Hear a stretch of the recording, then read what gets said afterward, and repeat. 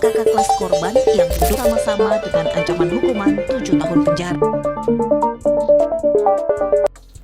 Rasa pelanggaran hukum sudah tidak asing lagi di telinga kita.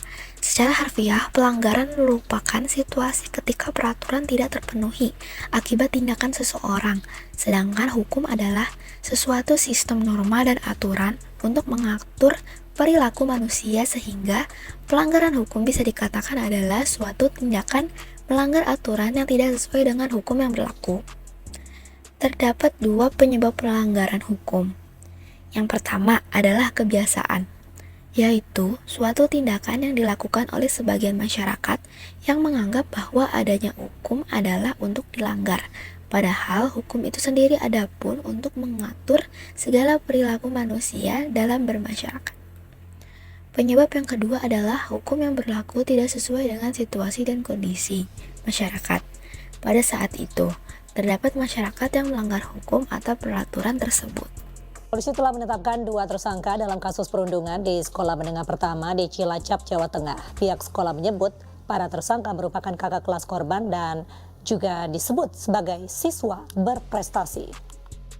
Perundungan atau penganiayaan adalah perlakuan sewenang-wenang yang dilakukan seseorang kepada orang lain dalam bentuk penyiksaan, penindasan, dan sebagainya.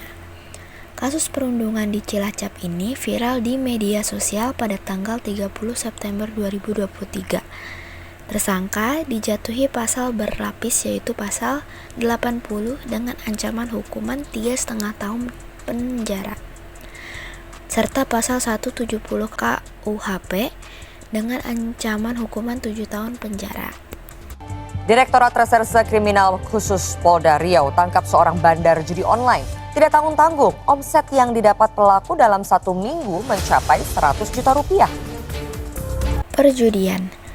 Perjudian merupakan kegiatan memainkan permainan memakai uang atau barang berharga sebagai taruhan. Perjudian pada kasus ini merupakan togel dan perjudian online.